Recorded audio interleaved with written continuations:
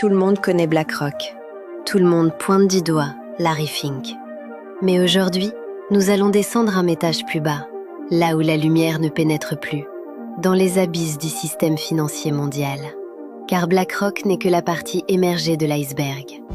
Si vous regardez les principaux actionnaires de BlackRock, un nom revient systématiquement en haut de la pyramide. Vanguard.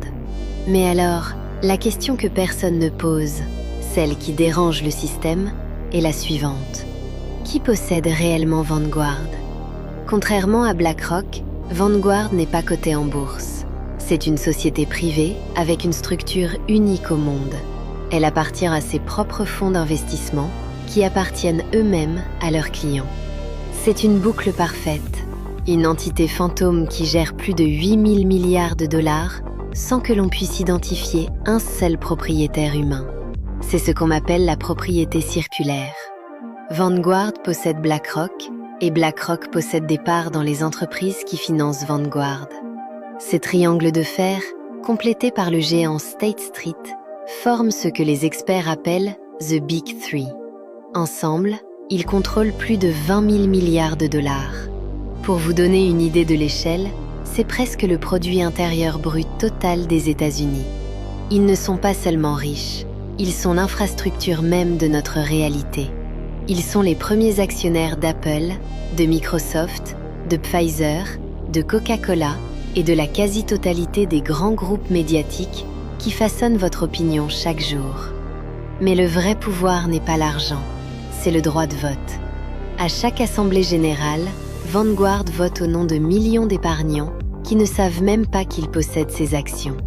Ils décident du choix des PDG, des fusions-acquisitions et des trajectoires idéologiques de l'économie mondiale. Ils influencent les politiques climatiques, les réformes sociales et les avancées technologiques de chaque multinationale sur cette planète.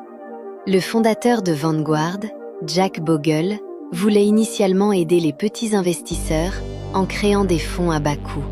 Mais il a involontairement créé un Léviathan, un système automatisé où une poignée de gestionnaires de l'ombre possède un droit de veto sur l'avenir de l'humanité.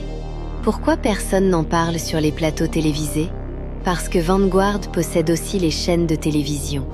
Pendant que les populations se battent pour des idéologies, des couleurs politiques ou des frontières, ce colosse silencieux absorbe chaque parcelle de propriété. De l'eau que vous buvez, à l'énergie qui éclaire votre maison, en passant par les algorithmes qui dictent vos pensées sur les réseaux sociaux, tout mène à Vanguard. Le danger n'est pas une personne physique, mais ce système de propriété anonyme. Si demain une crise majeure éclatait, Vanguard serait là pour racheter ce qu'il reste à prix cassé.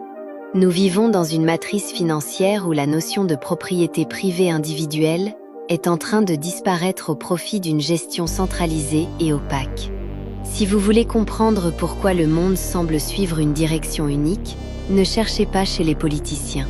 Cherchez chez ceux qui possèdent les politiciens, leurs campagnes et leurs futurs postes de consultants. Vanguard ne cherche pas la célébrité, elle cherche le contrôle total par l'omniprésence. Et tant que cette boucle de propriété circulaire existera, le sommet de la pyramide restera protégé par un mur de chiffres et de vide juridique.